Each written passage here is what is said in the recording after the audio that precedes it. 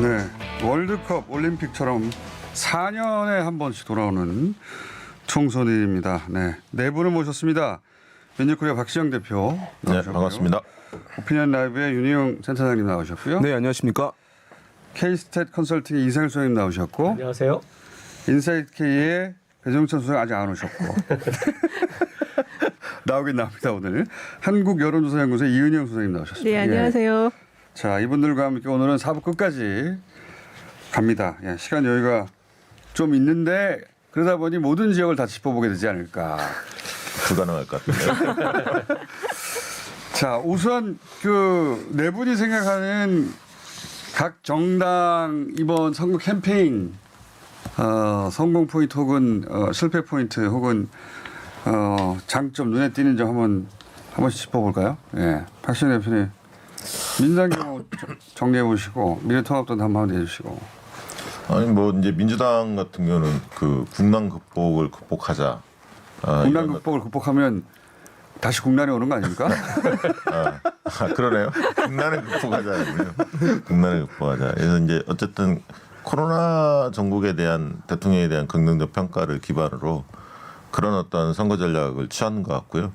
제가 볼 때는 원래 처음에 이제 일하는 세력 대 싸우는 세력 이렇게 이제 구도를 잡았었는데 당초 저게 먹힐까? 왜냐하면 그 전에 물론 이제 작년 과정에서 장애투쟁이라든가 단식이라든가 이런 것들이 좀 많았기 때문에 발목 잡는 야당 프레임을 좀 씌워서 미래통합당을 공격하는 어떤 일환으로 그런 전략 구도 싸움을 생각을 했는데 과연 통할까 이런 생각을 했었거든요. 근데 공교롭게 좀 짧게 얘기해 주세요. 코로나 정국에서 저기 현 정부 대통령에 대한 긍정적 평가가 굉장히 높아지면서 유능한 어떤 이미지, 유능한 정부 이미지를 형성하면서 일하는 세력 대 싸우는 세력 이런 구도가 상당히 통하는 측면이 있었다 그렇게 보여집니다. 네. 미래통합당 이 소장님 미래통합당의 성공과 실패를 잠깐 짚어보자면요. 저는 이제 전체적인 선거 과정에서 보여진 모습, 선거 전략 측면에서 좀 들여다봤는데요. 이게 스포츠로 보면 조정 경기를 한번 연상해 보면 각 당의 어떤 선거 전략들이 잘 보이지 않나라는 생각이 살짝 들었습니다. 이게 조정 경기라는 게 가늘고 긴 배 선수들이 사서 같이 협심해서 움직이는 거잖아요. 그렇죠. 근데 지금 이제 미래통합당을 보면 예를 들어서 정말 막판에 이제 뭐 팀장도 교체를 하고 했는데 배에는 이제 구멍이 들어오고 뭐 노를 엇박자로 젓는 사람도 있고 막판에는 노를 거꾸로 젓는 분도 나타났죠. 그래서 이게 정말 이제 좀 자중질환 선거전이 아니었나. 반면에 민주통합당은 의외로 그러니까 더불어민주당. 네, 저도 헷갈려요. 더불어민주당은 김종인 위원장이 민주통합당 얘기를 했었죠. 당 대표도 헷갈리니까요. 예, 선대위원장도 헷갈리고. 더불어민주당은 그렇게 보면은 반대로 상당히 운이 좋았던 선거 흐름이었죠. 그래서 사실 이제 본인들의 노력도 있었지만 옆에 보면은 강력한 모터를 단 오히려 그 모터보트가 잘 달리고 있는 거예요. 500마력, 600마력짜리 모터를 달고 거기에 어떻게 보면 좀 이제 문재인 호 좀 그 잘 따라가면서 선거전이 좀 수월했던 게 아닌가 좀 보여집니다. 이게 원래 이 수제 위에 천재고 천재 위에 운빨입니다. 운빨 센 사람은 이길 수가 없죠. 아무도 이길 수가 없어요. 그렇게 비교해 보면은 작은 정당들이 훨씬 재밌습니다. 이게 정의당 같은 경우는 원래 이 더불어민주호하고 이렇게 계약이 돼 있었는데 이제 계약이 파기가 됐잖아요. 그래서 막판에 당황하다가 소수정예로 다시 마지막 힘을 좀 발휘하는 그런 모습처럼 보여지고 국민의당은 좀 상당히 당황스러웠죠. 이게 선수들은 모아놨는데 다 바깥에 세워놓고 혼자 달리기를 1인승 카약을 탔어요. 그리고 1인승 카약으로 노를 젓지 않고 두 팔로 아니 노 대신 다리로 한 거 아닙니까? 다리로? 실제는 다리였는데 완주를 하는 이게 지금 나홀로 선거를 치렀는데 이제 이런 부분들이 각자가 주고자 하는 메시지나 현실적인 역량 뭐 여건의 한계가 있었습니다만 이런 부분들이 실제로 이렇게 선거전을 돌아보면 각 당의 선거를 끌고 온 모습들이 굉장히 차별적이지 않았나라는 생각이 좀 듭니다. 근데 하나만 잠깐 보태면 소수정당 관련해서는 사실 안철수는 뛴 거 기억이 나지 않습니까? 어쨌든 그다음에 열린민주당은 검찰개혁 관련해서 뭔가 세게 입장을 낸 거 기억이 나거든요. 근데 반면에 정의당은 솔직히 기억이 잘 안 납니다. 정의당이 근데 저는 한편으로는 초반에 워낙 맞아서 중반 이후로는 동정표가 그러니까 모였을 캠페인이 것이다. 기억이 안 난다. 그게 캠페인이 아니었을까 싶어요. 당하는 내 보이게. 당하는 거. 예. 본의 아니게 그게 캠페인이 된 셈이 아닐까. 워낙 당했기 때문에 이 선거 논리로는 안 되고 어느 순간 마지막 순간에 정서가 표를 찍게 만들잖아요. 그런 측면에서는 초반에 당한 게 오히려 도움이 됐다. 예. 실제 지지율도 중간 이후에 올라갔어요. 맞습니다. 정의당은 계속 뭐 완만한 곡선이지만 상승 곡선을 계속 그렸으니까요. 마지막 그거는 정의당이 잘한 것보다는 언론에서 어쨌든 위성정당에 대해서 선거 그 등록 운동 시작하는 즈음에 집중적으로 포화를 때렸거든요. 그러니까 이제 결국 그런 그게 측면에 동정표 반사이익이 전략과 있다고. 연계되는 거죠. 네. 네. 두드려 맞고 네. 그리고 저쪽에 명분이 있다고 하는 언론의 도움도 있었고, 예. 그런 또 민주당 같은 게 저 먼저 하면 네, 그 네. 전쟁 먼저. 중에는 장수 바꾸지 않는다는 네. 그 공식에 입각한 전략을 잘 편 것 같아요. 그래서 원팀 전략이라고 민주당들 하는 그걸 잘 이번에 구사를 했던 것 같고, 그리고 특히 이제 그 비례정당과 관련해서 그 나중에 나온 그 정당 광고들을 보면 민주주의의 어떤 적통자라는 그걸 살리는 광고들, 굉장히 감성적인 광고들을 많이 했더라고요. 그래서 그런 면에서 나중에 민주당 지지층이 분산되지 않고 결집하는 그런 효과를 좀 가져오지 않았나 싶고요. 민주통합당, 그 통합당 같은 경우는 아까 지금 말씀하신 것처럼 자중질환에 가까운 그 캠페인 전략, 그리고 선대위원장들이 다 말이 지금 다른 그 최종적으로는 그 자기네 목표 의석조차도 서로 다르게 이야기하면서 그 시그널 자체를 지지층에게 시그널을 잘못 주는 그런 좀 혼선이 많은 전략을 폈다. 특히 그 경제 관련 심판론에 있어서 그 재난기본소득과 관련해서 그 포퓰리즘 논쟁을 폈던 것 자체부터 좀 패착을 둔 것이 아닌가 좀 그렇게 보여지거든요. 그런 면에서는 상당히 지금 어려운, 이제 막판에는 이제 견제 세력으로 좀 그 도와달라 이렇게 읍소는 하지만 이게 아직 먹힐지는 잘 모르겠어요. 좀 오락가락했죠. 심판론을 쭉 들고 나오다가 판세가 안 좋으니까 읍소론을 통해서 이제 견제론 이야기를 했는데 그것도 사실 수장에 따라서 왔다 갔다 했어요. 박형준 또 김종희 입장이 다 다르고. 저는 보수 정당이 메시지를 이렇게 관리에 실패하는 건 처음 봤어요. 그러니까요. 예. 특히 경제 관련 이렇게 메시지가 여러 번 마지막 순간에 바뀌는 건 처음 봤습니다. 예. 그 사실 이제 뭐 한 문장으로 이번 총선 과정을 평가해 봐라라고 얘기한다면 그런 요구를 한 적이 없는데 제가. 준비한 거예요. 실제인 거죠.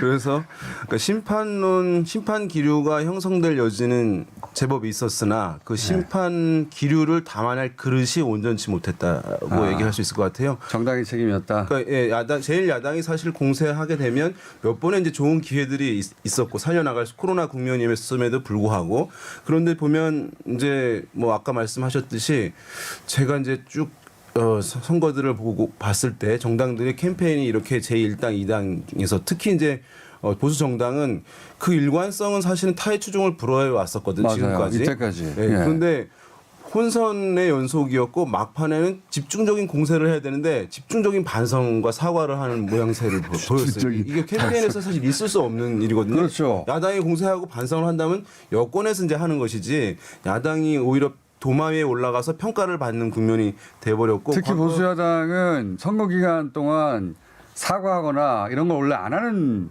전략이었거든요. 아니 근데 그거는 할 수는 있는데 제가 볼 때는 진단을 잘못한 거예요. 진단? 그러니까 뭐냐면 초기에 선거 초기에는 정권 심판 이야기할 수 있잖아요. 근데 코로나 부분에 대해서 정부에 대한 그 호평이 이어졌고 외신도 그렇게 이야기하고 국민들이 그렇게 받아들였으면 이걸 코로나 문제는 적어도 인정하자. 그렇죠. 정부가 잘하는 거 다른 문제 가지고 싸우자. 이렇게 전략을 바꿨어야 하는데 방역도 실패했다. 계속 그러면서 때리니까 국민들 정서에는 안 맞는 거죠. 저도 코로나에 대한 결국 코로나라는 어떤 비상한 상황, 이게 뭐 정말 외생 변수인데 이거에 대한 대응 전략을 처음에 어떻게 잡느냐에서 좀 미스가 있었던 게 아닐까. 코로나는 코로나라는 미스였습니다. 상황으로 맞습니다. 놓고 거기에 대해서는 오히려 정말 국회에도 뭐 똑같은 책임이 있는 거니까 협조할 건 협조하면서 이게 정치 이슈들은 정치 이슈를 별개로 가 있어야 되는데 이 부분이 처음에 명확하게 그어지지 않으면서 초반에 이제 밀고 가자 했던 정권 심판론이라는 것이 굉장히 무력화되는 상황을 좀 겪고 이것들이 아마 전반적인 선거 전략, 메시지 전략이 좀 혼선을 줬다. 그 차명진 막말 논란에서 완전히 무너진 것 같아요. 맞습니다. 메시지 관련 실패가.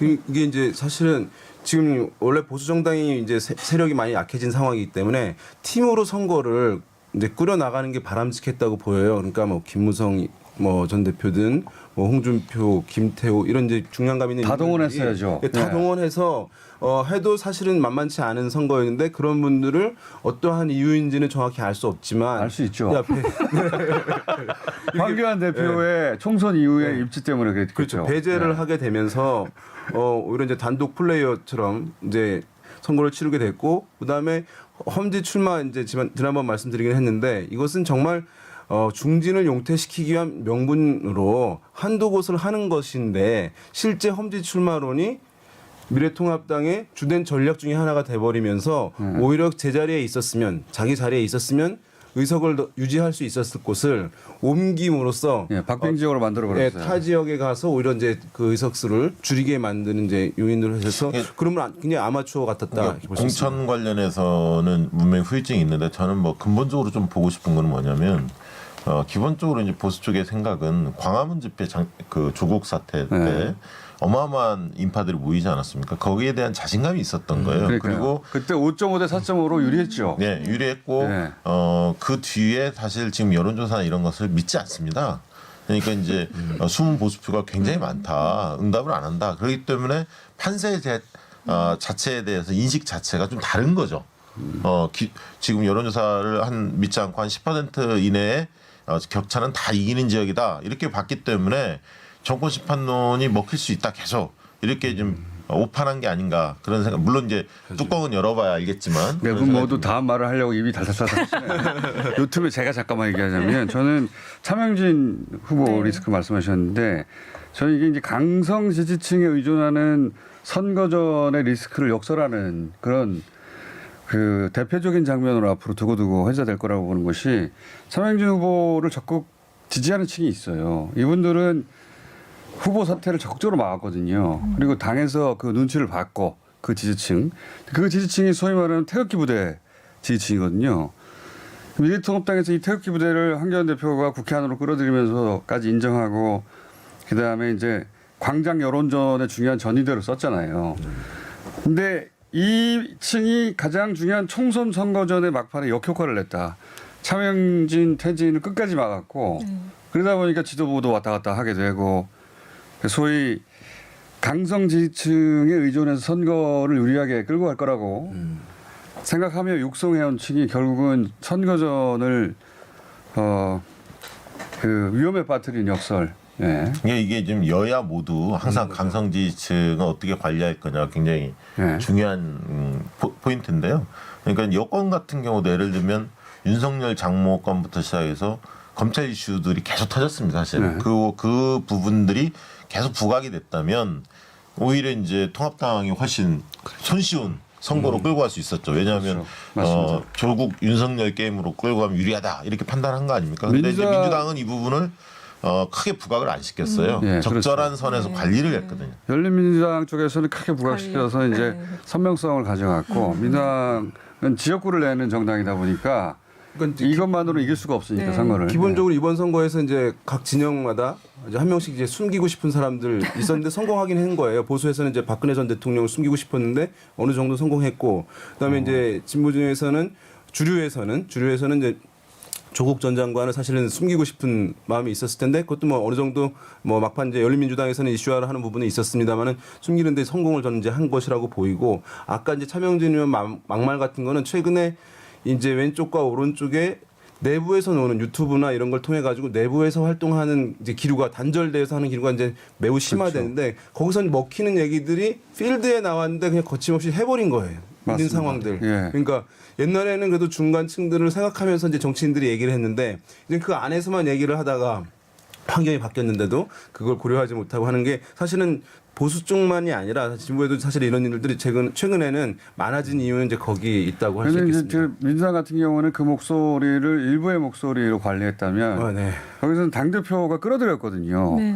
국회 안으로 끌어들이면서 힘을 실어줬잖아요. 그러면서 이 목소리가 커지고 힘이 세지고 발언권도 세지고. 과거에는 이게 정치인들의 착시 현상이 주로 어디서 나타났냐면 이익 집단에서 나타났습니다. 그러니까 무슨 뭐 직능 단체나 이런 단체들이 그렇죠. 실제로는 소수인데 이권 때문에. 굉장히 목소리가 크거든요. 그러니까 이 사람들한테 끌려가는 어떤 선거를 많이 우리가 목격을 했는데 최근에는 이게 오히려 그런 이제 유튜브라든지 이런 SNS 상에서 움직이는 어떤 그룹들 이 목소리가 굉장히 크게 들리는 거예요.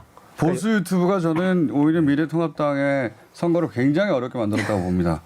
그게 그 보수 유권자들을 결집시키는 효과라고 생각했을 것 같은데 핵심 지지층만 강화시키고 그리고 이제 그 중도층으로부터 더 멀어지게 만드는 목소리.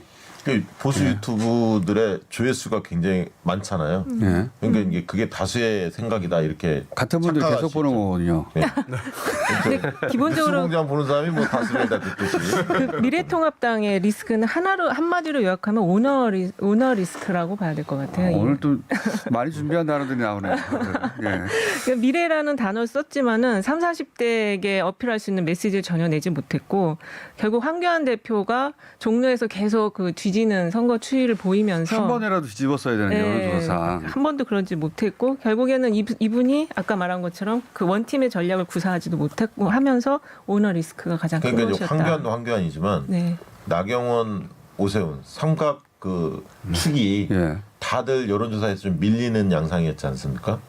그러다 보니까 수도권의 접전지가 계속 그렇게 접전지로는 많이 현재- 늘어나지 않았죠. 그렇죠. 들어가 캠페인 있죠. 자체에 바람을 전혀 이제 만들지 네. 못했고 참고로 접전지 이야기는 저희가 들어가 있죠. 3, 4부에서 하겠습니다. 총평부터 하자면 자 소장님은 오늘 준비해 오신 게 그 조정인 것 같은데 급하게 조정 비유로 또 마무리를 해주시면요. 예. 결국은 이게 선거라는 게 개별 지역구 선거라 하더라도 이 전체 선거의 흐름을 좌우하는 거는 전체 힘은 팀워크에서 나온다라는 부분이 이번 선거에서 아마 각 당들의 이렇게 모습을 보시면 그래도 좀 이제 전체적인 체계와 전략, 그다음에 뭐 일관성 이런 것들을 가지고 가는 그 힘과 그것이 좀 떨어졌을 때 힘의 차이들이 선거전 종반으로 올수록 좀 명확하게 드러난 부분들이 좀 많지 저는 않나. 항상 예전에 감탄했던 게 보수 정당이 그걸 밀어내는 힘이 정말 엄청나다고 생각했었거든요. 이게 가능하려면요. 그 리더가 굉장히 강력해야 돼요. 그러니까 뭐 예를 들면 지금 이제 여권을 보면 민주당이 아니라 대통령의 힘이 굉장히 강력하고 또 차기 유력 주자가 있지 않습니까? 이런 부분들이 여러 가지 곁가지 목소리를 정리하는 힘이 있는데 그렇죠. 야당은 그 부분이 지금 약한 상태에서 그거를 무리하게 끌고 가다가 이게 혼선을 빚게 된다고 그러니까 봐요. 황교안이 그 후보가 굉장히 앞서 있었다면 황교안 후보가 메시지 날린 거에 대한 토를 안다는데 그 긴급재난지원금 1인당 50만 원 얘기하니까 유승민은 또 반박하고 그 리더십이 예전에 보수 정당은 아무리 불리한 사안도 반띵으로 만들어버렸어요. 하루 만에. 그걸 이번에 못하고 있다. 그러니까 지난 10년간 우사의 변화도 사실은 크게 있긴 있습니다. 예. 이게 BBK가 나와도 반띵으로 만들어버릴 수 있는데 동영상이 나와도 기본적으로 3, 4부에서 뵙겠습니다. 그러나요? 기본적으로는 다음에. 앞에 무슨 얘기하는지 모르시죠? 듣고 있었습니다. 네. 자, 투표율 얘기 잠깐 해봐야 될 것 같아요. 지금 방금 업데이트된 선관위 수치를 보면 8시 기준으로 5.1%인데 이게 20대 총선 4.1%였거든요. 상당히 높습니다. 1% 이상 차이가 나고 있고. 그리고 뭐 바로 직전에 7회 지방선거 4.6%보다 높은데 지방선거 같은 경우는 최종이 60.2%였고 20대 총선 같은 경우는 58%였거든요. 자, 이 정도 되면은 최종적으로 몇 프로 예상하십니까? 저부터 해야 하나요? 네. 이 시계 방향으로. 지금 추세로 보면 그냥 액면 그대로 보면 60% 후반대가 나오는 게 정상인데 60 한 6, 7 정도까지도 나올 수도 있겠다. 숫자를 6, 7 이런 건 안 되고요. 딱 찍어주세요. 딱 찍어주시고. 제가 지난번에 63, 4 나온다니까 제일 높게 나온다고 구박 주셨잖아요. 그러니까요. 찍어주 숫자를. 지금은 66.6으로 하겠습니다. 66.6으로. 외우기 쉽게. 66.6. 전 64.5. 64.5. 수점까지. 저는 62% 정도 봅니다. 생각보다는 좀 꺾일 것이다. 후반부에 가면 사실 이제 투표를 다 하셨기 때문에 이게 적극 오후 시간대 투표는 다 투표율이 했다고 이렇게 봐야죠. 상승세가 확 꺾이는 흐름이 최근에 나타나거든요. 그래서 초반보다는 저런 상승세가 계속되긴 어렵다라고 봅니다. 그러니까 아니, 요즘에 그래도 지난 총선보다 4%가 올라가는 거기 때문에 이게 4%. 적지 않은 숫자거든요. 아니 지금 이제 투표밖에 할 소장님 게 마이크를 좀 더 없어요. 가까이 해주십시오. 예. 밖에 나가 놀 수도 없기 때문에 투표밖에 할 게 없어서 높을 겁니다. 무슨 감탄사입니까? 이건? 투표율은 이제 진짜 하늘의 영역이라고 하거든요. 네. 이게 뭐 예측으로 사실 할 수 있는 건 아니었기 때문에 아니 이 숫자로 예. 여러분들의 출연료가 그래봤자 얼마 안 돼. 걱정하지 마. 64 정도. 64 정도. 예. 네. 저는 63 하나 남았는데. 저는 69.93%. 왜냐면 이거 하이리스크 하이리턴이요? 이게 가능성이 높은 게 제가 누차 투표율이 높아진다고 말씀드렸는데 이게 다른 효과인 게 네. 사람들이 비례대표 투표용지를 너무 궁금해해요. 호기심. 이걸 봐야 되겠다는 거예요. 그러니까 저는 이게 일종의 호기심 천국 이론이죠. 상당히 가능성이 높다 지금. 여론조사 그거 진짜. 전문가 진단으로는 믿기지 않는 진단이나 왠지 기가 좋기도 하네요. 전문가가 뭐 다 아나요? 69.몇 프로요? 69.93%. 알겠습니다. 요 순위를 쭉 나열해가지고 저희가 가장 근접한 분에게 출연료를 몰아주는 거죠. 제가 앞으로 단독 출연이 될 수도 있겠네요. 영원히 못 나올 수도 있습니다. 66.3에 6에서 69.3 사이는 없는 거죠 지금. 없는 거죠. 네. 유리하다. 후반부는 그죠? 없어요. 우리 박 대표님이 67만 66. 나오는 네. 자, 여하간 투표율이 높아질 건 확실한 것 같습니다. 이게 양대 진영 어느 쪽에 더 유리할까요? 이거는 뭐 특별히 유불리는 아닌 것 같아요. 보수 진보 뭐 다 적조로 나오는 것 같고요. 네.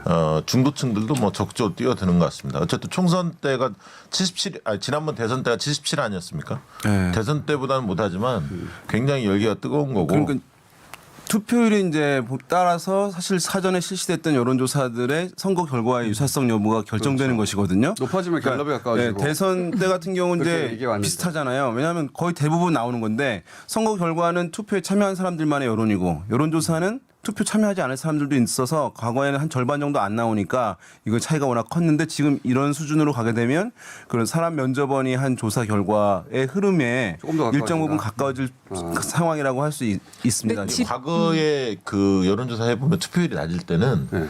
보수층이 한 2% 정도는 이겼어요. 이게 실제 여론조사 결과보다. 왜냐하면 어르신들 투표율이 높기 때문에 젊은층은 낮고. 근데 이게 지금 투표율이 굉장히 높아지고 각 연령대 30대, 40대, 50대도 굉장히 투표율이 높지 않습니까? 그래서 실제로 시뮬레이션 돌려보면 1%포인트 이내예요. 그 어르신들이 오차가. 많이 투표를 많이 한다 하더라도 30대, 40대, 50대도 굉장히 적극적으로 하기 때문에 근데 지금 오차 보면 지방으로 줄어들더라. 가면은 군 단위가 굉장히 높더라고요. 사전 투표율도 평균보다 더 훨씬 높아요. 군 이런 쪽이. 그래서 원래 높았죠.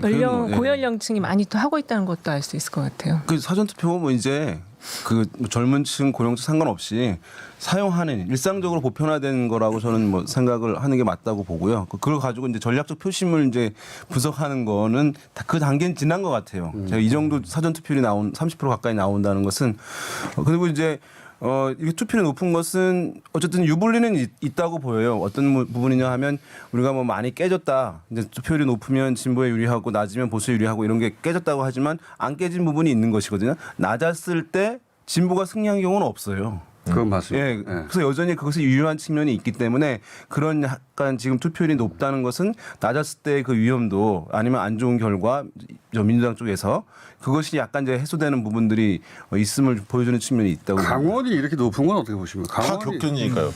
강원도 강원이 8개 지역 중에서 여론조사 D-6일 기준으로 보면 네. 원주 갑을 두 군데만 민주당 후보가 앞서 있는 오차 범위를 벗어나서 앞서 있고 나머지 6개 지역은 전부 다 오차 범위 내에 있습니다. 그렇기 때문에 관심이 높을 수밖에 없죠. 수도권만큼 좀 관심을 많이 받는 저희 강원 지역이 제가 강원도 출신이긴 한데요. 아, 그렇습니다. 네. 강원도를 이제 항상 선거 때 보면 제가 들으면 북한과 인접한 지역으로서 접경 지역에 안보 이슈가 주로. 근데 강원도 원주에 갑을 두 지역이 있잖아요. 서울보다 휴전선에서 훨씬 더 아래쪽이에요. 너무 도식적인 분석들이 많아요. 강원도 그런 분들 이제 좀 퇴출시켜야 돼 방송. 춘천만 해도 그런 안보 이슈와 전혀 상관이 없어요. 수십 년간 똑같이 분석해왔기 때문에 강원도를 상관이 없구나. 심지어는 뭐 경상북도에 붙어 있는 지역도 안보 이슈를 막 들이대요. 근데 이런 건 있는 것 같아요. 역대 이제 우리가 사전 투표율이 좀 지나치게 높은 곳 있잖아요. 평균보다. 네. 그런 곳들을 보면은 뭔가 이변이 있어요. 그러니까 제가 드리고 싶은 말씀은 투표율이 이렇게 높으면 우리가 생각했던 격전지 중에서 또 사전 투표율이 높은 곳에서 중에서 분명히 이변이 있더라고요. 그래서 저는 예를 들어봐 주십시오. 과거에. 투표율이 높을수록 이변 가능성이 상당히 크다. 예를 들어봐 주십시오. 좀 시간이 없지 않습니까? 생각이 안 나시는 거 아니에요? 지금 보니까 근데 그 충청권이 가설대로 하면 높아요. 충청권이 그 충청권. 보령 서천 같은 데도 30 30대 초반이었고 네. 그 공주 청양 부여도 청양 부여 쪽이 33%, 30대 다 대구, 넘었어요. 광주는 높고 낮은 게 역전됐어요. 사전투표하고 여기는 그냥 사전투표 많이 했다 적게 했다 이런 정도의 차이가 같고 네. 결국은 아니 전국 선거구 중에 사전 투표율이 아마 제일 높았던 지역 중에 하나 종로입니다. 34%. 네, 그쵸. 네. 만약에 이제 이변 가능성에 연결해서 본다면 그동안 우리가 본 판세가 틀려야 된다라는 가설이. 사전 투표율이 배종찬 소장님에 대해서 나가라는 얘기죠 지금.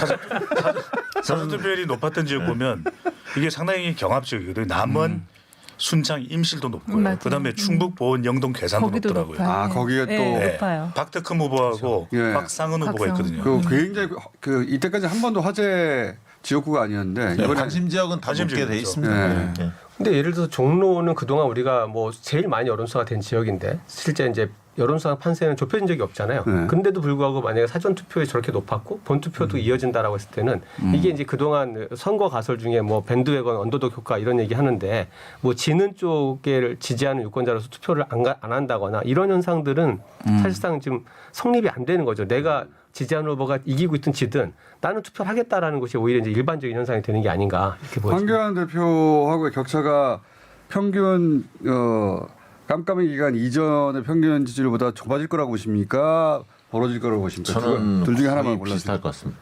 거의 비슷할 것이다. 네. 저는 좁아질 걸로 보고. 더 좁아질 근데 거. 왜냐하면 좁아지는 범위가 어느 정도 생각하시나요? 대략? 그런 거 물어보시지 말고요.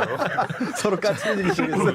개표 방송이니까. 근데 이제 왜 그러냐면 제가 보는 대목은 결국에는 거기도 이제 부동층이 분명히 있거든요. 있고 또 연령대가 높은 층들이 과연 어떻게 결집되냐 중요한데 하나 좀 흥미로운 지역은 이 종로에서 교남동이에요. 교남동이 각 조사의 통계표를 보면 조금씩 왔다 갔다 하더라고요.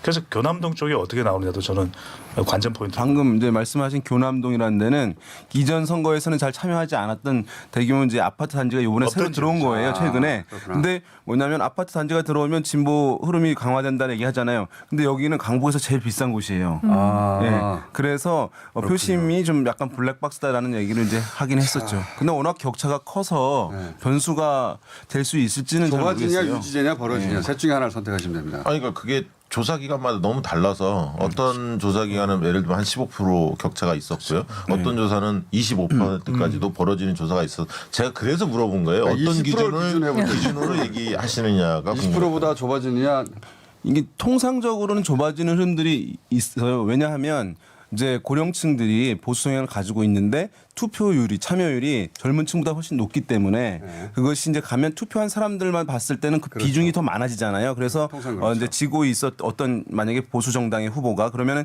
실제 까보게 되면 열어보게 되면 선거 결과를 약간 이제 격차는 좁아드는 현상이 일반적으로는 있는 것인데 지금 이제 종로 말씀을 하고 계신 것인데 그렇죠. 결과만 얘기해 주세요. 결과가 뭐죠? 그래서 좁아집니까? 그 결과가 뭐예요? 좁아집니까? 제가 봤을 때 약간 좁아진다. 뭐 의미 있는 정도는 아니겠습니다만은 약간 저도 뭐 15%네. 15%네. 네. 저도 좁아진다고. 좁아진다고. 네. 저도 20% 기준으로 보면 좁아진다고 네. 봅니다.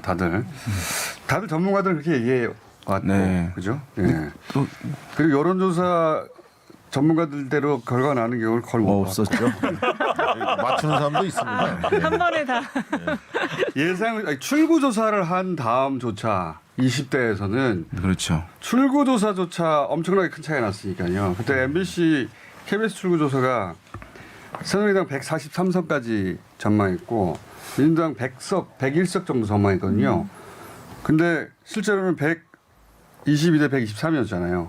네. 출구조사 한 다음에도 이렇게 크게 같은 자료를 이제 방송 3사가 갔는데 예측 그 범위를 각각 그거는 알아서 이제 내는 그렇죠. 것이거든요. 보정치를 알아서 냈거죠. 그래서 그 이제 특정 방송사가 KBS, MBC, SBS 다 그랬어요. 당락이 틀린 지역을 이렇게 하나하나 세 보면 별게 없어요. 그때 17개 지역에서 당락이 바뀌었는데 이게 오차는 크지 않았어요. 예를 들면 원래 17개 정도라고 하면 정말로 1%뭐 격차로 당락이 바뀐 실제 결정된 적이 네. 많기 때문에 근데 이거를 의석수를 추정할 때 한쪽으로 쏠리는 거죠. 그렇죠. 그러니까 이러다 보니까 이제 예상 의석수는 오히려 크게 틀리는 당시 것처럼 보이는데 새누리당 180석 전망이 워낙 네. 뇌리에 강하게 있어가지고 이걸 보정하는 사람들도 그렇게 그런 영향을 받았던 것 같아요. 실제. 실제 또 분위기도 받았고. 그랬었고요. 그렇죠. 왜냐하면 출구조사 전에 이제 여론조사 자체가 무선 조사가 불가능한 언론사 조사들이 너무 많았기 때문에 그런 어떤 착각을 가질 수밖에 없고요. 또 한 가지는 조사 이 하는 분들이 숫자에만 너무 매몰되면 안 돼요. 현장의 분위기라든가 상황들을 종합적으로 판단해서 예측을 해야 본인이 하는데 비슷하게 맞췄다고 지금 저러는 거예요. 아니 그런 게 아니라 실제로 그런 거예요. 그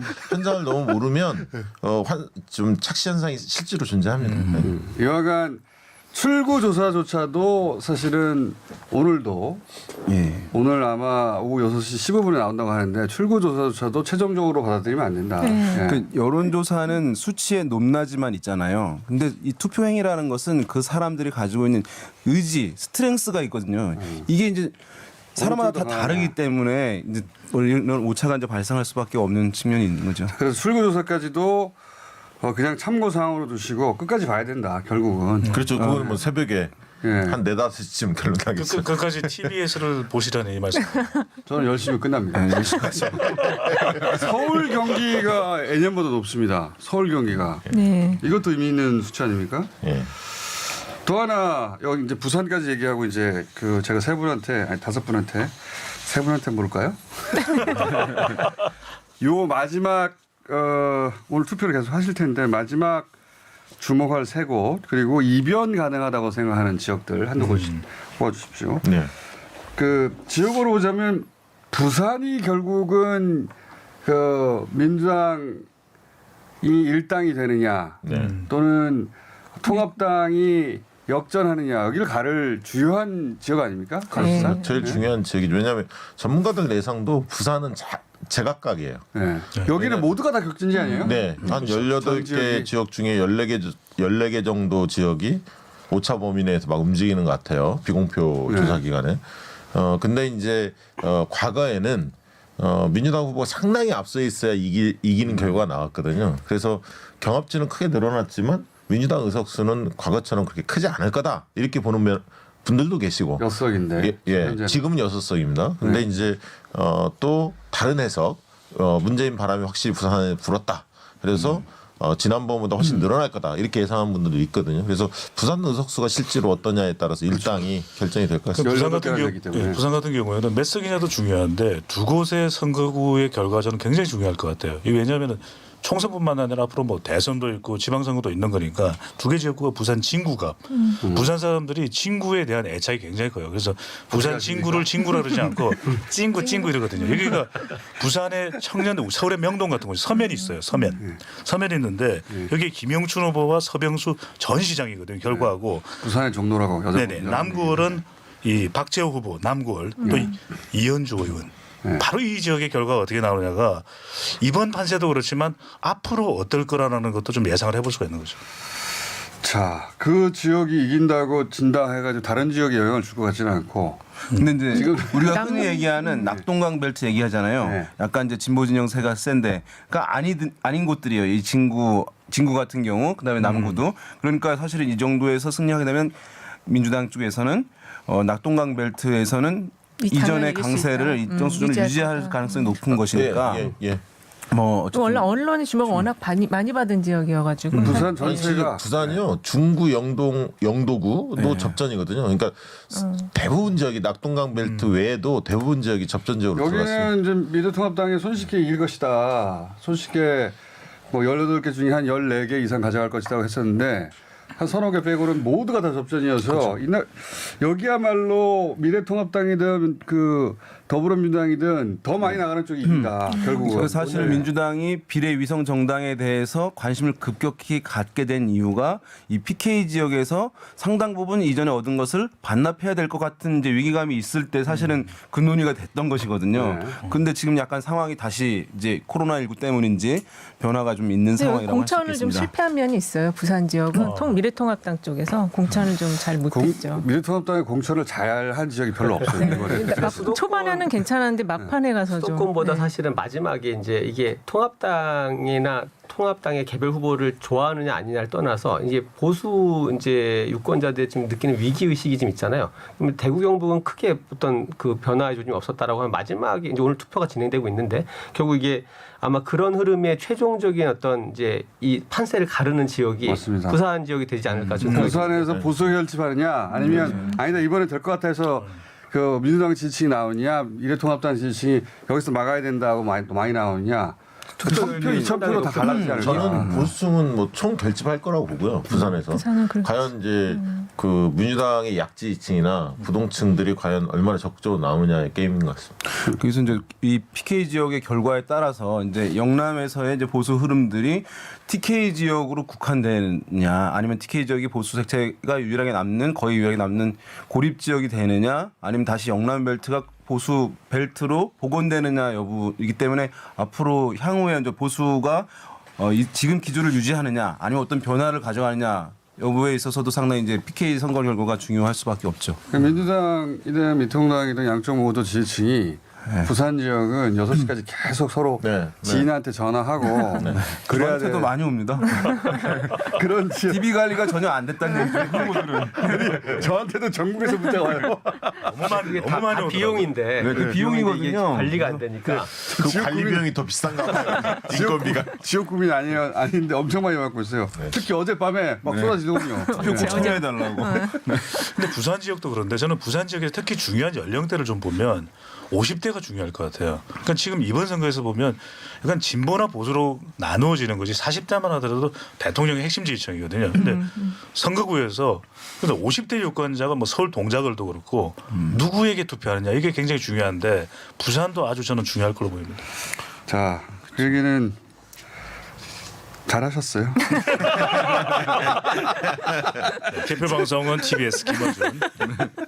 근데 부산이 1000표, 2000표로 나눠져서 네. 서로 땅을 치지 않을까. 예, 그럴 것 같아요. 서로 땅을 칠 것 네, 같아요. 그럴 것 같아요. 조금 더 전화 많이 할 걸. 네. 그런 지역이 될 것 같고 강원도 그런 지역이 되지 않겠습니까? 강원도에 이변이 많이 있을 것 같아요. 서로 땅을 치면서 내가 500명만 더 데리고 왔으면 될 텐데. 네, 충남 지역도 접전 충남도 지역이네요. 많아요. 네.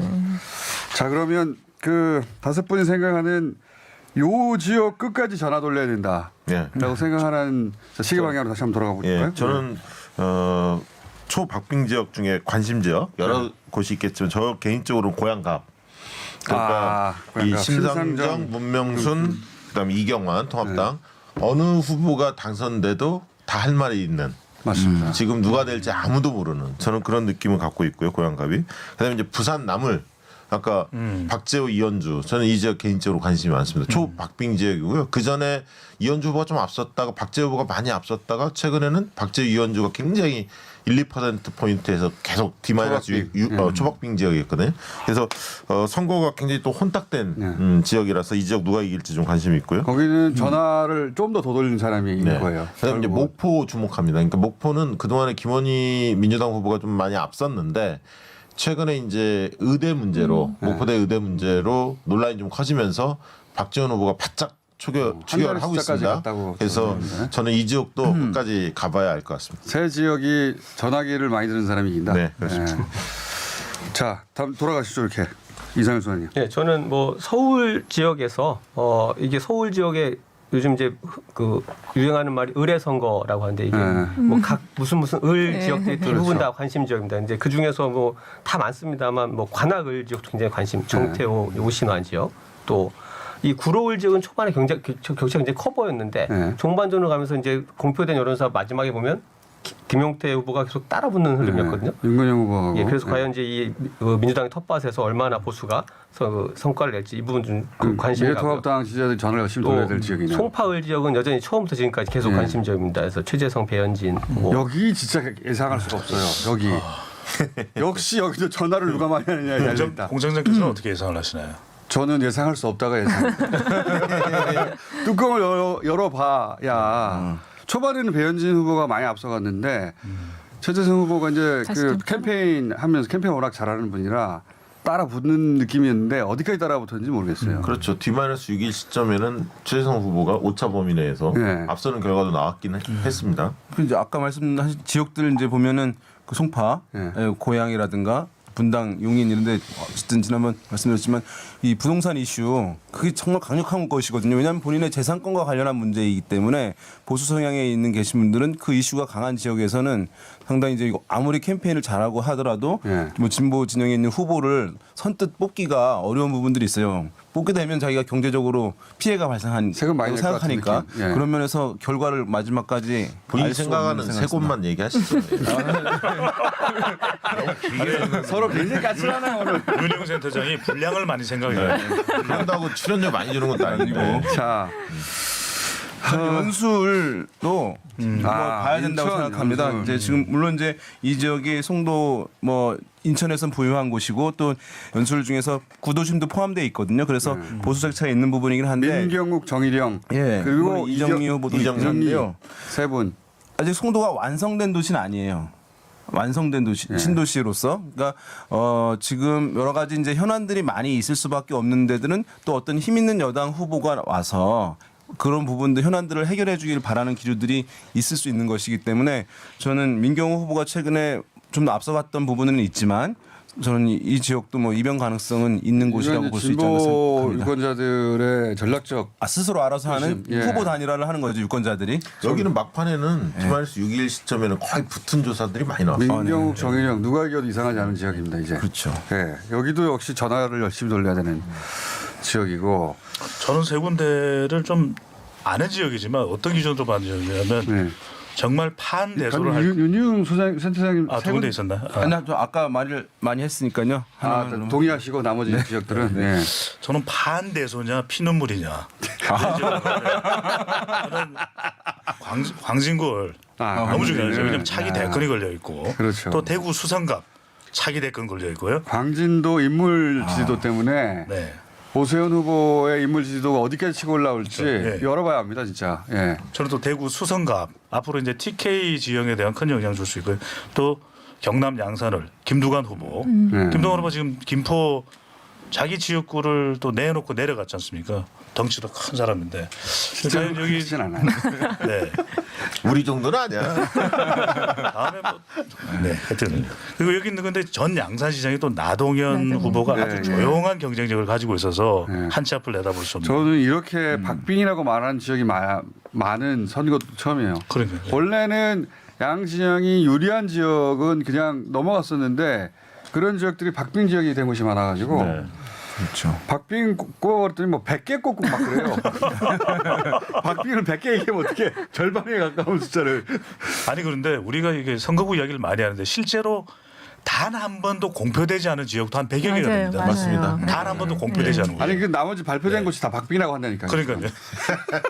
저는 경기도에서 그 안양의 만안하고 동안갑 여기가 이제 그 이종걸 이석현 의원 다선 의원이 있다가 민주당 내에서 경선을 통해서 신인들이 들어간 지역이거든요.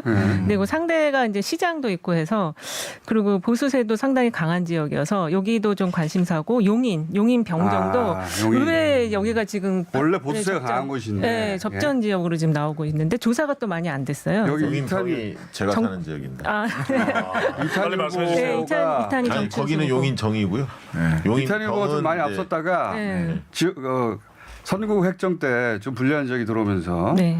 거기는 용인 정이 이탄이 김범수 두 네. 후보가 하고 있고 용인 병은 경희 정춘수. 정춘숙 네. 이상일 후보가 경합을 하죠. 그래서 여기도 관심사. 박빙 지역이 네, 박빙 지역. 둘 다 박빙 지역입니다. 원래 여기는 이제 그 용인 정하고 을만 빼고는 항상 미래통합당이 가져가는 곳이었는데 그 지역이 박빙이 되면서 이렇게 박빙 지역이 늘어버린 것이고. 그리고 의외의 성과가 나올 수 있는데 저는 홍성 예산 좀 추천하고 싶거든요. 지금 충남에서 이제 좀 변화가 있을 수 있는데 홍성 예산 같은 경우 홍문표 후보 3사원 하는 지역인데 김학민이라고 이제 신인이 들어갔는데 상당히 뒷심을 지금 발휘하고 있는 상황이어서 여기도 뚜껑 열어봐야 된다. 남들은 거론 안 하는 곳을 주로. 네.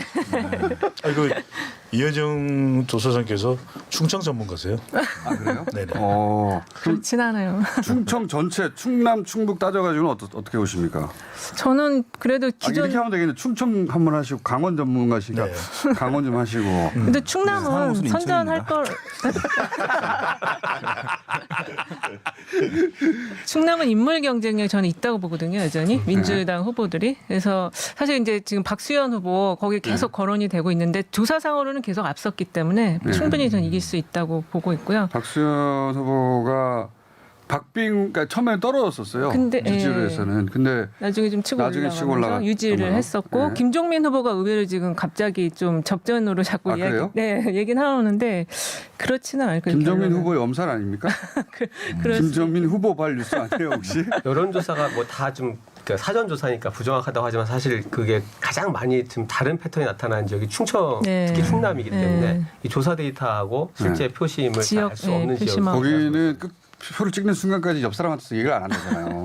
네. 충남이 11개 지역이 있습니다. 11개 지역 중에서 대개 이제 한 6, 7곳 정도가 오차범위 내에서 경합이 이루어지는 것입니다. 그러니까 공주, 부여, 청양 보수세가 워낙 이제 셌던 곳이고요. 이제 부여, 청양 특히 그다음에 보령, 서천도 네. 보수세가 상당히 강한 곳이긴 한데 그런 지역에서 경쟁 구도가 만들어지고 있다는 점은 어쨌든 변화의 여지가 그렇죠. 좀 있을 수 거기 있는 모습을 나소열, 보여줍니다. 김태흠, 네. 그다음에 이제 서산 태안도 조한기. 네. 조한기 성일정 네. 거기도 경합이고요. 경합이죠. 그다음에 아산과 복기양, 복기양 이명수 그쪽. 거기도 경합이고. 네. 이런 데가 다 경합이 되면서 전국이 경합지가 되었다. 근데 미묘한 차이도 있는 게 이제 자동응답 조사는 이렇게 버튼을 누르는 방식이고 이게 면접원에 의한 전화 조사는 물어보거든요. 근데 또 지역에 따라서 뭐 비슷한 현상이긴 한데 특히 이제 충청 지역에서 보면 이렇게 물어보면 잘 대답을 안 하는 거죠.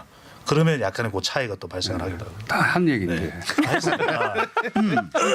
개별 제가- 지역구로 말고 사실 저는 경기도 수도권의 이게 기초단체들 중에 네. 정말 이렇게 통으로 관심 가는 지역들이 고양, 가불병정이 다 그 맞습니다. 그리고 수원도 사실 이제 분당이 지난번에 민주당이 이겼어요. 분당 가불도 뭐 성남 그다음에 성남 중원도 사실 윤영찬 신상진이 붙기 때문에 네. 이런 지역 성남이 전체 통째로 관심이 좀 있고 용인 5지역이거든요. 네. 네 개, 네 개. 네 개. 가불병정 네 4개입니다. 개입니다. 그래서 이런 지역들은 이게 기초단체가 전체 판이 뭐 예를 들면 부동산 이슈가 됐든 여러 가지 이슈가 걸리면서 또 현역 의원들이 차출되거나 이래서 없는 지역들이 많아요. 그래서 굉장히 관심이 가는 지역입니다. 네, 네. 분당 갑하고 분당 갑은 김병남, 김은혜, 김은혜, 지명돼 있는 두 분이 붙어가지고 초박빙으로 알려지고 있는데. 네, 김병환 후보가 당초 좀 앞섰다가 앞섰는데. 김은혜 네. 후보가 추격하면서 역전하는 조사도 나오고 있고요. 그래서 네. 그 지역 뭐 끝까지 가봐야 초박빙이다. 겠습니다. 박빙. 네. 예.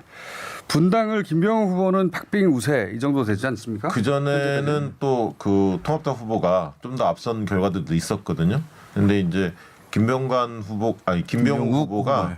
선거 캠페인 굉장히 잘하는 스타일이에요. 그래서 끝까지 거기도 지켜봐야 할 것 같습니다. 그다음에 이제 노동 쪽에 있었기 때문에 조직력들이 사실은 다른 후보들과 비교할 수 없을 정도로 탄탄한 면이 있죠. 저는 좀 이변 가능성을 세 자, 이변 가지로 가운데로 넘어갈까요? 세 가지로 제가 진행 보조하는 역할이니까 저는 세 군데를 좀 꼽고 싶은데요. 수성갑이 첫 번째고요. 수성갑. 그래서 김부겸, 주호영 뭐 야, 다 알고 여기 있는 진짜- 지역이죠. 이게 여기 여론조사를 진짜 해보면 마지막 한 표까지 카운팅 네. 해야 될것 같아요. 공표 조사 기관에서도 아마 이거는 각 후보 진영이나 정당이 많이 했을 것 같아요. 이 많이 지역은. 했겠죠. 근데 이제 조사 기관마다 조사 결과가 또 다르게도 막 나오는 것 같습니다. 들리는 얘기는. 그래서 여기도 끝까지 가봐야 할 것 같은데 과연 흔히들 이야기하는 샤이 진보, 대구에서는 샤이 진보가 있다고 하는데 네. 그게 과연 얼마나 있음이 있는지 그렇죠. 여기에 따라서 이게 판가름 나겠죠. 판가름 날 것 같고요.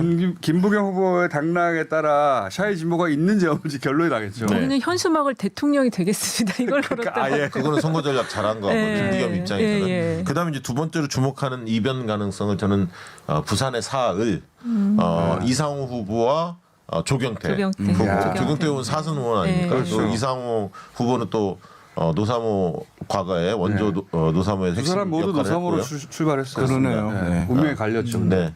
근데 뭐 조경태 후보는 그렇게 뭐 열심히 한 후보는 아닌 것 예, 같겠다. 바로 정치권으로 들어오신 분이시니까. 네.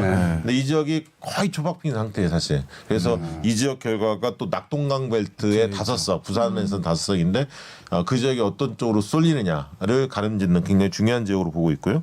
그다음에 강릉. 강릉은 원래 사파전인데 강릉. 최근 2강 2중으로 좀 바뀌었죠. 대개는 이제 김경수 후보, 민주당 후보와 그다음에 이제 권성중, 동. 무소속이죠. 네, 네. 컷오프가 돼서 민주당이 구성을 당선된다면 어우질이. 역대 최초죠. 그렇습니다. 강릉이 뭐 득표로 당선돼. 보수 가장 강한 네. 지역 중에 하나인데 보수세가 그 지역에서 과연 김경수 후보가 나머지 3명의 보수 후보가 난립되는 과정에서 당선될 수 있을지. 여기는 강릉에 사는 민주당 지지층을 다 긁어모아야 될 거라고 봐요. 근데 최근에 조사 결과를 보면 거의 처음 온 기회다. 최근에 좀 주목하는 건 뭐냐면 저는 권성동 후보가 당연히 당선 가능성이 높아지면 높아질수록 보수 후보표를 나머지 끌어와야 2명의 되는데. 후보표를 끌어올릴 거다. 그래서 쉽게 좀 결론이 나지 않겠나 싶었는데 안 나요 지금. 저기 김경수 후보도 계속 끌어올리고 있습니다. 그 얘기는 뭐냐면 민주당 후보가 되겠어?라고 생각했던 분들 중에서도 싸움이 되네?라고 생각하면서 그쪽으로 가는 표도 꽤 이번이 있다. 유일한 기회 하고 몰려 나올 수도 있고. 그러니까 지금 미래통합당 후보는 전직 장관이고요. 이제 권성동 현역 후보가 이제 무소속으로 나왔고 거기에 이제 시장 전직 시장이 무소속으로 나왔으니까 이런 상황에서 만약에 민주당 후보가 여당 후보인데 안 되잖아요. 이런 경우는 다음부터 공천을 받기가 힘들어요. 이런 상황에서도 이제 경쟁이 안 보였다 해서 그래서 제 생각에 그분이 이제 정치 계속 하신다고 이번에 꼭 한다면 당선되셔야 되네요. 네. 근데 이동기 후보도 저는 맞아요. 거기도 초락산. 예, 거기 설악산 일대. 네. 왜냐면 또 설악산 지구. 이양수 후보가 고성 양양이잖아요. 속초 고성 네. 양양인데 여기가 그 한반도 평화가 이루어져서 예를 들면 금강산 이런 게 그분이 한 뚫리면 20년 가장 이상 연습을 받는 꼭 지역입니다. 됐으면 거기가. 좋겠는 후보. 20년 이거는 양 진영을 떠나서 한 곳에서 한 25년 한 후보는 한번 시켜줘야 25년 돼요. 기준으로 한번 당선시켜줬으면 좋겠어요. 아니 저기도 있잖아요. 마산 회포의 그 하기남 후보도 하기남 변호사. 예, 거기는 20년 아닙니까? 네, 20년 이고. 여기는 25년이에요. 아 그런가요? 20원을 그어가지고 공로상 이런 거 주고 한번 너무 당선시켰으면. 절실하더라고요. 그러니까요, 이분. 다들. 네. 이변 가능 지역이 됐어요, 근데 거기가. 네. 예. 저는 이 전남 지역 이게 호남은 사실 굉장히 이제 관심 밖으로 자꾸 밀려나고 있는데 네. 오히려 이제 마지막 표심들을 좀 그래도 어떤 이변 가능성들이 남아 있지 않을까. 특히 뭐 목포 같은 경우는 어느 쪽에 당선돼도 사실 이변인데 이 김대중 정부의 비서실장과 김대중 정부 행정관이 맞붙어 있기 때문에 맞습니다. 이거 관록과 인물론이 다시 부활할 것인지 과거에는 쳐다볼 수 없는 아니면 이제 정말 격차입니다. 호남의 세대 교체가 이루어지는 어떤 선거가 될 건지 네. 어느 쪽으로 뭐 승리가 돼도 사실 이제 이변이라고 볼 수밖에 없는 뭐 이런 흐름이기 때문에 그리고 호남의 그동안은 이제 계속 중후반전까지 민주당이 압승 뭐 이런 예상에서 크게 뭐 벗어난 길이 없었습니다만 오히려 이제 그런 분위기 때문에 인물론으로 살아나는 후보들이 일부 있을 수 있지 않겠나. 맞습니다. 한 서너 석 정도 가능할 그래서 이 것 같아요. 호남 지역의 판세가 오히려 마지막에 표를 이제 개표해 보면 예상 외로 결과가 나올 수 있다는 생각. 이강래 후보가 굉장히 접전 지역이죠 지금. 네, 이용우 후보하고 네. 남원 남원 임실순창. 임실순창. 예. 군산도 그렇고요. 군산. 군산도 근데 접전. 군산은 조금 이길 것 같. 이기는 이긴다는 결과들이 거예요? 신영대 후보가 좀 신영대 앞서는 후보하고 조사들이 무슨 나오던데. 김관영 후보하고 접전이고 네. 박빙이죠. 뭐 광주도 굳이 꼽자면 이제 김경진 후보 있는 지역이 그렇죠. 네, 다른 지역에 대해서는 약간 그 접전이죠. 저는 경기 안양 통화을도 좀 다시 볼 필요는 있는 것이 이재정 후보요? 예, 이재정 후보가 상당히 앞서가는 여론조사들이 많았던 것이 또 사실인데 한편으로는 이 지역에서 오랫동안 자기 지지 기반을 가지고 있었던 것이 심재철 원내대표잖아요. 또 관록이 있는 만큼 또 한편으로는 너무 앞서가는 선거 여론조사를 보면 정작 지지층들이 정의당 후보도 있으니까 정의당에 조금 힘을 실어줄까 이렇게 또 판단할지도 모르고 이 그런 거 지역도 항상 있습니다. 이 맞습니다. 지역도 좀 저는 열어봐야 된다고 안양은 이변일 수도 있는. 네. 새 지역이잖아요. 네. 안양이 새 지역인데 저는 이제 안양은 통으로 좀 보고 있어요. 새 지역은. 왜냐하면 5선 6선들이 세 분이 계셨거든요. 그래서 약간 피로감들이 있었어요. 변화에 중진에 대한 뭐 바람들 변화에 생각하죠? 대한 바람이 있었는데 민주당에서 어쨌든 경선 과정을 통해서 두 군데는 신인이 등장한 거고 그다음에 이제 이쪽에 그 이재정 의원도 어차피 신인이죠. 그 지역에서 그렇죠. 본다면 새로운 얼굴들이 세 명이 나선 거고 통합당에서는 심재철 5선 의원이시죠. 5선 의원이 나오셔서 전체적으로 안양은 약간 변화의 주도권을 민주당 쪽이 좀 틀어져서 인물 경쟁력을 떠나서 흐름 자체는 민주당이 약간 유리하지 않을까 그렇게 예상을 합니다. 남항주 병도 이게 관심 지역이에요. 그 조국 대전이라고 미니 조국 대전이라고 불리는 김용민 주광덕. 주광덕. 네. 김용민 주광덕 초박빙으로 네. 들어간 걸로 봐요. 여기도 양쪽 진영에 저 열심히 돌려야 될 지역입니다. 마지막까지. 결국 개표 방송을 봐야겠네요. 그런 것 같아요. 선거리를 봐야 돼. 막판에 후보 변수가 생겨서 사실 아무도 관심을 어떻게 보면 관심 못 받았는데 관악갑 지역은 이제 결국은 네, 통합당 후보가 그러네요. 사라졌잖아요. 네, 그렇죠. 김성식 후보가 무소속으로 남아있을 때 지난번에 국민의당 후보로 그렇구나. 해서 뭐 승리를 그때 당선이 했었는데 됐죠. 국민의당 이제 이런 당선이 바람이 전혀 없는 상태에서 이제 무소속 후보와 여당 후보의 대결이 됐거든요.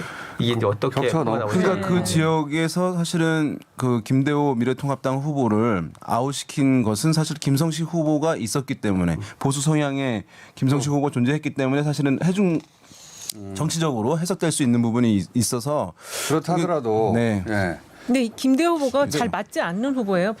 원래 진보 성향이 강한 지난번에는 이제 후보였는데 민주당으로 2012년 네. 경선에 나왔죠. 근데 이걸 아셔야 하는 게 간악, 갑이나 을은 보통 이제 4년 터울로 보면 유권자가 한 50~60%가 바뀌는 지역입니다. 그러니까 4년 전에 내가 의원이었다 해서 꼭 프리미엄이 굉장히 센 지역이 아니라는 1인 가구가 몇 분 안 나왔습니다. 젊은 층들이 굉장히 많아서 자. 그런 측면이 있습니다. 이변이 예상되는 지역 다 하셨나요? 아직 다 안 하신 것 같은데. 춘천도 뭐 볼 수 아, 있겠죠. 춘천. 근데 김진태 후보가 지금 현역 의원이고 사실 전국적 인물이라고 할 수 있겠고 보수층에서는 상당히 상징적 인물인 것인데 이변이라고 하기에는 여론조사가 안파에 붙었나요? 허영 후보한테 유리하게 많이 나오고 그래도 뭐 유리한 게 나왔지만 오차 범위 내니까. 그리고 이제 어쨌든 지역구가 약간 조정이 되면서 이제 면 지역이 떨어져 나가면서 뭐 이제 진보 진영 후보가 다소간 이제 유리한 흐름으로 선거구 조정이 된 상황인데요. 결과 아무튼 매우 주목되고요. 허영 후보는 서울시 비서실장 출신이네요. 예. 서울시장. 서울시장. 과거 지갑을 얘기. 왜냐면 이제 이거 같이 비등하게 얘기를 해드려야 이게 되니까. 이변이네요. 저는 개인적으로 강남을 봅니다. 강남. 이 중에 한 명이라도 민주당 후보가 당선될 수 있을까. 예전에 강남이면 강남을 봐야 되겠죠. 전현희 전현희 후보는 이미 한번 당선됐기 때문에 당선돼도 이변이라고 할 수 없는데 아니 그래도 예. 지금 종부세 이게 거센 어떤 바람이 있기 때문에 세금 폭탄 심판하자 이거 그렇죠. 아닙니까? 쉽게 얘기하면 통합당 후보의 슬로건은 그런 와중에 전현희 후보가 또 당선될 수 있을지 박진 후보하고 붙는데 물론 이제 그 지역은 세곡동 지역이 있기 때문에 조금 다르긴 약간 합니다. 다른 강남과는 다른 부분이 네, 있습니다. 있습니다. 어쨌든 강남 을도 관심 지역이죠. 김성곤, 태구민, 태영호 후보 그리고 강남 병도 굉장히 김한규 김한규 후보라고 후보가 치고 갑자기 나가고 있어서 뭐랄까요 수치를 비교할 수 없을 정도의 항상 지난 총선에도 가장 큰 표차로 보수 후보가 이긴 곳인데 타워 팰리스 있는 지역 아닙니까? 맞습니다. 대치동 타워팰리스. 강남까지 이런 상황이니까 결국 개표 방송 봐야 돼. 김한규 후보가 얼만큼 치고 올라가느냐. 네. 이거 하나 하고 지역에 잘 맞는 후보예요. 김한규 후보가. 완전 민주당 지역 후보로는. 특화 후보죠. 네네. 네. 김현장 변호사 출신. 네. 네, 하버드 변호사, 하버드 젊고, 졸업해서 매우 변호사하고. 젊고요. 네. 네.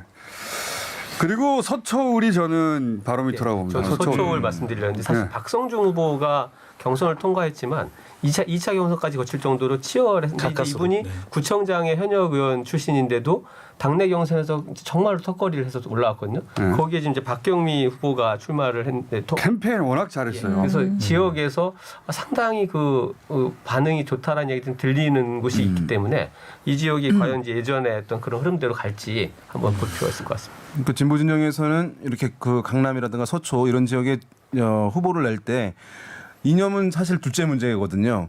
그 성향은 정치 성향은 물론 그렇다고 해서 그분들은 이제 보수 성향은 아니지만 강남에 어쨌든 약간 부합하는 모양새에 그렇죠. 있는 인물들이기 특화된 때문에 모델을 그런 면에서 아까 찾으려고 하죠. 김한규 후보나 이제 박경미 후보 같은 경우는 네. 좀 맞는 부분이 있죠. 네. 그 스펙이 강남 스펙이라고 하는 스펙인데. 맞아요. 전현희 후보도 그렇죠. 전현희 후보도 전현희 그렇죠. 전현희 후보도 그렇고.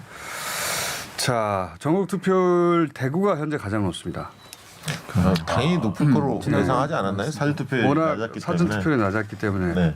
근데 의외로 경기 지역이 계속 높게 유지되네요. 경기가 경기도 지난번에 낮았어요. 낮게 나왔습니다. 네, 가장 경기도 낮은 낮았어요. 편이었기 때문에. 서울이 평균보다 항상 낮은 편인데 서울도 계속 유지되는 네. 추세고. 그럼 제가 맞출 부산은 8%네요. 맞출 가능성이 높아졌네요.